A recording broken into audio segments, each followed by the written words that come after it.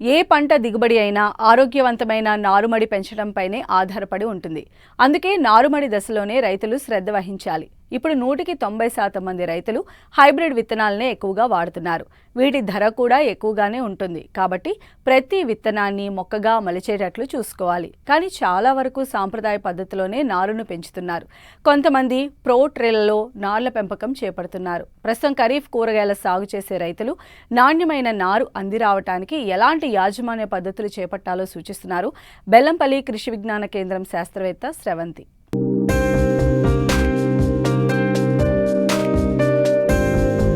మన ఆరోగ్యానికి అవసరమైన పోషకాలు, విటమిన్లు అందించడంలో కూరగాయల పాత్ర ఎంతో ప్రాముఖ్యమైనది. ప్రపంచ ఆరోగ్య సంస్థ నిర్దేశించిన విధంగా ప్రతి మనిషికి సగటున రోజుకు 300 గ్రాముల కూరగాయలు ఆహారంలో తప్పనిసరిగా తీసుకోవాలి.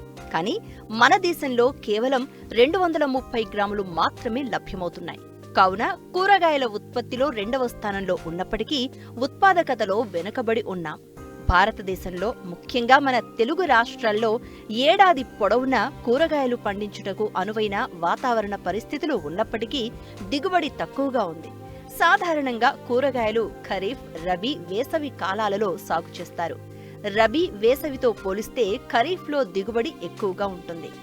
ఖరీఫ్ పంట అనగా వర్షంపై ఆధారపడి ఋతుపవనాల రాక నుంచి ఋతుపవనాల తిరోగమనం వరకు పండించే పంటలని చెప్పవచ్చు. ఈ సీజన్లో సాగు విస్తీర్ణం అధికంగా ఉండి దిగుబడి పెరగడం వల్ల రైతుకు ఆదాయం కూడా పెరుగుతుంది. కాబట్టి ఖరీఫ్ కూరగాయలు సాగు చేసే రైతులు మొదట నారు పెంపకంపై జాగ్రత్తలు వహించాలి. ముఖ్యంగా కొన్ని రకాల కూరగాయ పంటలకు ముందుగా నారు పోసి తర్వాత పొలంలో నాటాలి. అయితే ఈ రకాల విత్తనాలకు చాలా ఖరీదు ఉంటుంది. కాబట్టి ప్రతి విత్తనం మొలకెత్తేలాగా చూసుకోవాలి. ప్రతి విత్తనం మొలవాలంటే నారుమడి పెంపకంలో చేపట్టాల్సిన యాజమాన్యం ఏంటో తెలియచేస్తున్నారు మంచిర్యాల జిల్లా బెల్లంపల్లి కృషి విజ్ఞాన కేంద్రం శాస్త్రవేత్త స్రవంతి. ఉభయ తెలుగు రాష్ట్రాల్లో చూసినట్లయితే అనువైనటువంటి నేలలు, అనువైనటువంటి వాతావరణ పరిస్థితులు ఉన్నప్పటికీ కూరగాయ పంటల్లో మనకు దిగుబడి అనేది రాను తగ్గుతుంది. ముఖ్యంగా ఖరీఫ్ సీజన్లో సాగు విస్తీర్ణం పెరుగుతుంది, కాకపోతే దిగుబడి మాత్రం తగ్గుతుంది. ఖరీఫ్లో ముఖ్యంగా కూరగాయ పంటలన్నీ వర్షంపై ఆధారపడి పెరుగుతాయి. కాబట్టి పంట యాజమాన్య పద్ధతులను సరిగ్గా పాటించినట్లయితే పంట నష్టం తగ్గి మరియు దిగుబడులు పెంచుకోవడానికి అవకాశం ఉంటుంది. ఇందులో పంట యాజమాన్యంలో ప్రధానంగా మొదటిది గుర్తుంచుకోవాల్సింది నారుమడి యాజమాన్యం.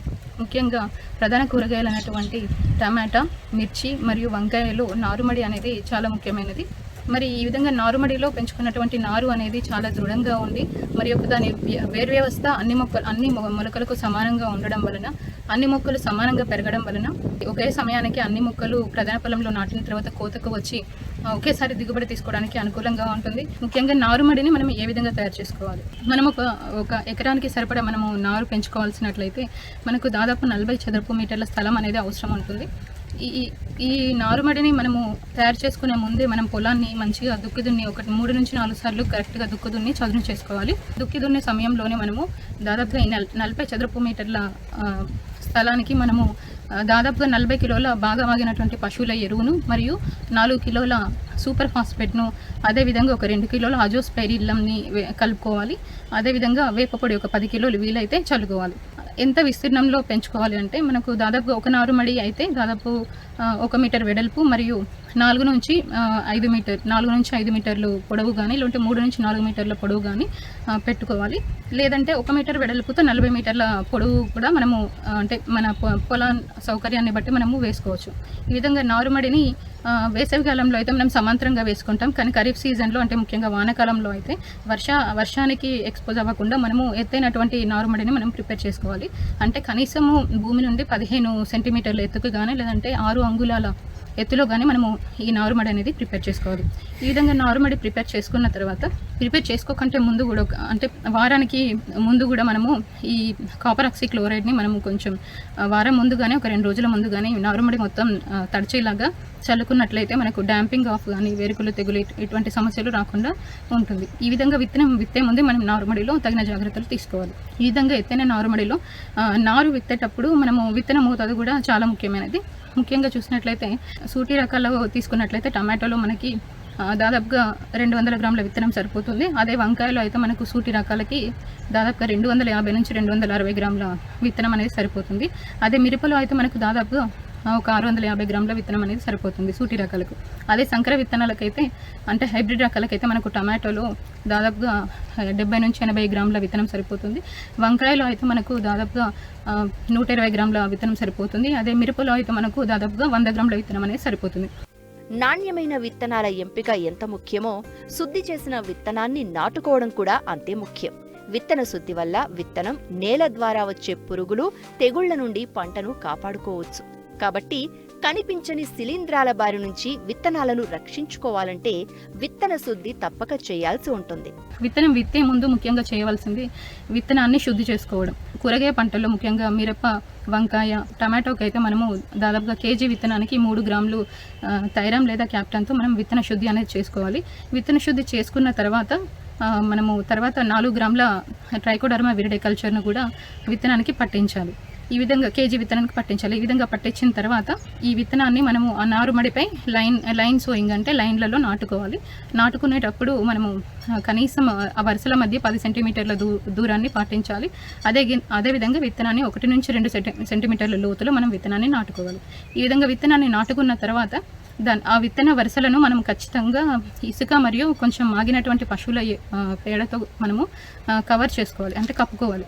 ఈ విధంగా కప్పిన తర్వాత కూడా మనము ఈ ఎండుగడ్డిని నారుమడిల పైన కప్పి ఉంచాలి. ఈ విధంగా కప్పి ఉంచడం వలన దానికి కావాల్సినటువంటి వేడిని మరియు తేమ శాతాన్ని ఉంచడానికి అనుకూలంగా ఉంటుంది. ఈ విధంగా ఎండుగడ్డితో కప్పిన తర్వాత మనము రోస్ క్యాన్తో మనము ఇరిగేషన్ అంటే వాటర్ అనేది ఇచ్చుకోవాలి. నారుమడి యొక్క తడిని బట్టి మనము వాటర్ రెగ్యులర్గా ఇస్తూ ఉండాలి. కనీసం రోజుకు 2 సార్లు మనము వాటర్ అనేది ఇస్తూ ఉండాలి. ఈ విధంగా విత్తనాలని ఎండుగడ్డితో కప్పి ఉంచిన తర్వాత మనకు 2 నుంచి 3 రోజులు లేదంటే 4 నుంచి 5 రోజులలో విత్తన రకాన్ని బట్టి మనకు నారు అనేది మనకు నారుమడుల పైన కనిపిస్తూ ఉంటుంది. ఈ విధంగా కనిపించిన వెంటనే మనం ఈ ఎండుగడ్డ అనేది వెంటనే తీసివేయాలి. తీసివేసిన తర్వాత విత్తనాలు విత్తనాక మనకు 10 నుంచి 12 రోజులకు మరియు 15వ రోజు మరియు 28 నుంచి 30వ రోజు మనము దాదాపుగా కాపర్ ఆక్సీ క్లోరైడ్ని విత్తన నారుమడి మొత్తము తడిచేలాగా మనము పోసుకోవాలి. దీనివల్ల ఏంటంటే మనకు వచ్చేటువంటి ఈ తెగుళ్ళ సమస్యలు అనేవి రాకుండా ఉంటాయి. 3 నుంచి ఆకుల దశలో ఉన్నప్పుడు నారుని మనము ప్రధాన పొలంలో ట్రాన్స్ప్లాంటింగ్ చేసుకోవడానికి, ప్రధాన పొలంలో నాటుకోవడానికి మనము ఎంపిక చేసుకోవాలి. సంప్రదాయ పద్ధతిలో కంటే ప్రోట్రేలలో నారును పెంచడం వలన ప్రతి విత్తనం నారు మొక్కగా అందివస్తుంది. షేడ్ నెట్లలో వాతావరణం నియంత్రణలో ఉంటుంది కనుక చీడపీడలు సోకే అవకాశం చాలా తక్కువగా ఉంటుంది. నారు మొక్కల్లో వేరు వ్యవస్థ సమానంగా పెరగడం వల్ల ప్రధాన పొలంలో నాటినప్పుడు ఎలాంటి ఒత్తిడికి గురికావు. నాటిన వెంటనే పెరుగుదలకు అవకాశం ఉంటుంది కనుక దిగుబడులు ఆశాజనకంగా ఉంటాయి. మనకు ఆధునిక పద్ధతి ద్వారా అంటే ప్రోట్రే విధానం ద్వారా అంటే పాలిట్రేస్ అంటే ప్లాస్టిక్ ట్రేలలో ఉండేటువంటి గుంతలలో నారుమడిని తయారు చేస్తున్నారు. ఇది మెయిన్గా ఎందుకు ఉపయోగించాలి అంటే ప్రతి విత్తనం కూడా చాలా విలువైనది. అంటే ప్రతి విత్తనం కూడా మొలకెత్తే విధానంగా మనము చూసుకోవాలి. దానికి ఈ ప్రోట్రే నారుమడి విధానం అనేది చాలా బాగా ఉపయోగపడుతుంది. మనకు ఇందులో రకరకాల ట్రేలు ఉంటాయి. అంటే 98 గుంతలు కలిగినటువంటి ట్రేలు ఉంటాయి, 52, 54, 50 గుంతలు ఉన్నటువంటి ట్రేలు కూడా ఉంటాయి. ఇందులో ముఖ్యంగా మనము 98 గుంతలు కలిగినటువంటి ట్రేను మనము చిల్లీ అంటే మిరపకు మరియు టొమాటోకు ఉపయోగిస్తాము. వంకాయకి అయితే 50 నుంచి 52 గుంతలు ఉన్నటువంటి ట్రేలను ఉపయోగిస్తాము. ఈ విధమైనటువంటి ట్రేలలో మనకు పాటింగ్ మిక్స్చర్ అనేది కోకోపీట్ మనకు బయట దొరుకుతుంది. బ్రిక్స్లో కానీ లేకుంటే విడిగా కానీ దొరుకుతుంది. 5 కిలోల బ్రిక్ని మనం నీటిలో నానబెట్టుకున్నట్లయితే దాదాపు 25 కిలోల వరకు అంటే డబుల్ 3 రెట్లు అదనంగా వస్తుంది. అంటే నానబెట్టినాక మనము ఆ నీళ్ళని మెయిన్గా కోకోపీట్ నానబెట్టిన తర్వాత రైతులు గుర్తుంచుకోవాల్సింది ఆ నీళ్ళని మనము పారబోయాలి. ఆ నీళ్ళను అందులో ఉంచకుండా ఆ పొడిని మొత్తం ఆరబెట్టిన తర్వాతనే మనము ఈ ట్రేలలో నింపుకోవాలి. ఒక ట్రేకి మనకు దాదాపుగా కేజీ కోకోపీట్ అనేది సరిపోతుంది. ట్రేలలో ఈ కోకోపీట్ నింపుకున్న తర్వాత మన బొటన వేలు చూపుడు వేలుతో కానీ బొటన వేలుతో కానీ ఒకసారి మనము ఆ గుంతలో ఒత్తిన తర్వాత విత్తనం అందులో వేసుకోవాలి. వేసుకున్న తర్వాత మళ్ళీ ఆ విత్తనాన్ని కోకోపీట్తో మనము కవర్ చేసుకోవాలి. ఈ విధంగా కవర్ చేసుకున్న తర్వాత ఈ ప్రోట్రేలని ఒకదానిపై ఒకటి 10 నుంచి 15 ఒకదానిపై ఒకటి పెట్టుకొని పైన ఏదైనా మల్చింగ్ షీట్తో కానీ మనం కవర్ చేసుకోవాలి. ఈ విధంగా 2 నుంచి 3 రోజులలో మనకి మొలకలు అనేవి అందులో ప్రారంభమవుతాయి. అప్పుడు మళ్ళీ ఈ ట్రేలను మనం సపరేట్ చేసుకోవాలి. సపరేట్ చేసుకున్న తర్వాత ప్రతి 2 నుంచి 3 రోజులకు ఒకసారి మనము రెగ్యులర్గా రోస్ క్యాన్తో వాటర్ అనేది అంటే మాయిశ్చర్ని అంటే తడి ట్రేలలో ఉండేటువంటి తడిని బట్టి నీళ్లు ఇస్తూ ఉండాలి. ఈ విధంగా ట్రేలలో నారు నాటుకున్నప్పుడు మనం గుర్తుంచుకోవాల్సింది ఏంటంటే 10 రోజుల కంటే వారానికి ఒకసారి మనం 319 319 1 నుంచి 2 గ్రాములు లీటర్ నీటికి కలుపుకొని పిచికారీ చేసుకున్నట్లయితే కొంచెం మొక్క ఎదుగుదలకు అనేది ఉపయోగపడుతుంది.